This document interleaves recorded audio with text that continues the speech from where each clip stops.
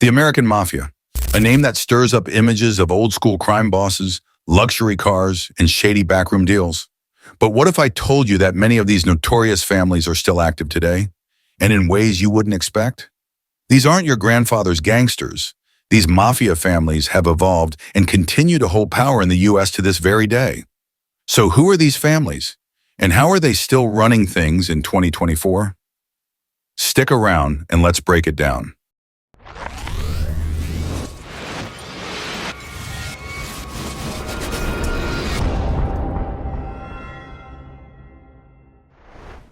Before we dive into the families themselves, let's take a quick step back. The mafia has been a part of American history for over a century, with roots tracing back to the early 1900s. Italian immigrants brought their old world ways to the streets of New York, and soon what we know as the five families emerged. These families, the Genevese, Gambino, Lucchese, Bonnano, and Colombo, dominated organized crime in the U.S., controlling everything from bootlegging during Prohibition to illegal gambling and racketeering. But after the 1980s, things started to change. The FBI cracked down, sending major players to prison, and the mob's grip on major cities loosened. You'd think that would be the end of it. But like any good crime story, the mafia didn't disappear. It adapted. New leaders rose, and these families found ways to stay relevant in the modern world. Let's see how. 1. The Genevese crime family. The Genevese family isn't just active. They're considered the most powerful and secretive mafia group in the United States. From the streets of New York, this family has managed to stay out of the spotlight, operating in the shadows.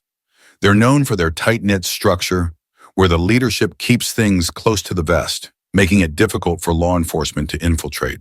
The family's power rests in its ability to control everything from gambling to labor unions. They're deeply embedded in the construction industry and have a hand in unions that control the city's infrastructure.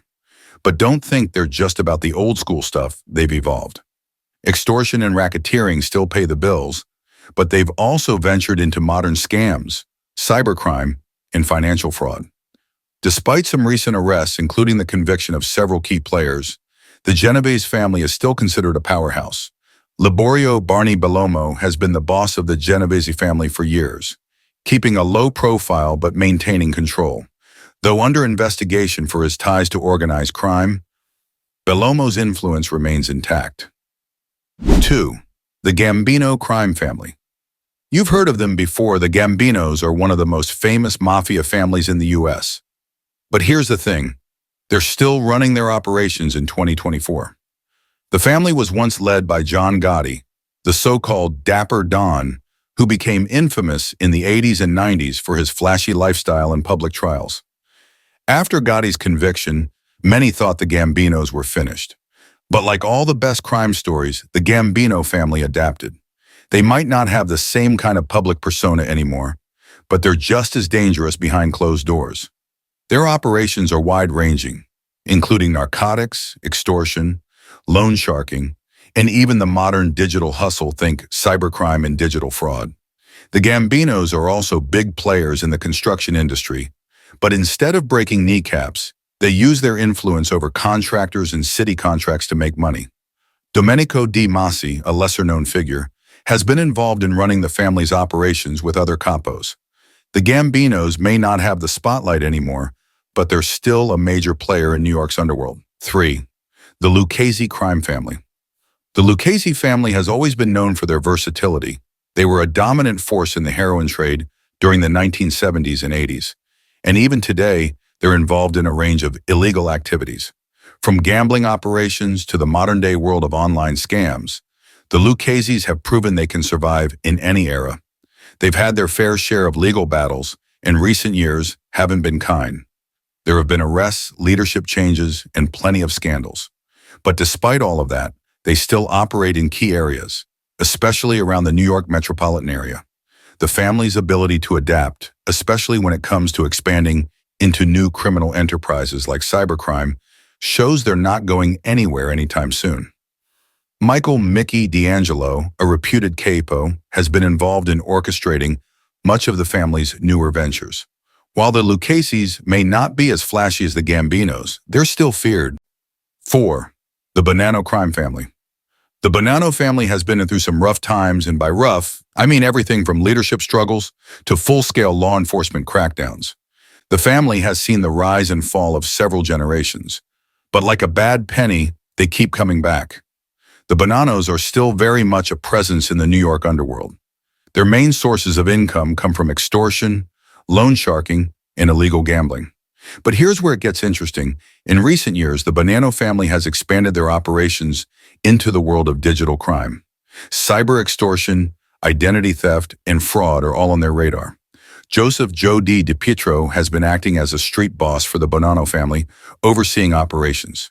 Even though the Bonnanos are no longer the dominant force they once were, they're still a significant threat in organized crime. 5. The Colombo crime family. The Colombo family, often seen as the underdog in the mafia world, has quietly maintained its presence in the criminal scene. While not as flashy as the Gambinos or Genevese, they've been just as dangerous. The Colombo family has a long history of internal conflict, but that hasn't stopped them from continuing their criminal activities. Today, their operations include racketeering, drug trafficking, and even ties to the modern-day internet black market. The family has also been involved in the construction industry, using their control to manipulate business deals and force contractors to pay for protection. Andrew Mush Russo, a longtime capo, is still believed to be involved in directing the family's operations, even though the Colombo family has faced numerous setbacks over the years. Other notable families and trends. While the 5 families have dominated the scene for decades, the mafia landscape is more complex today.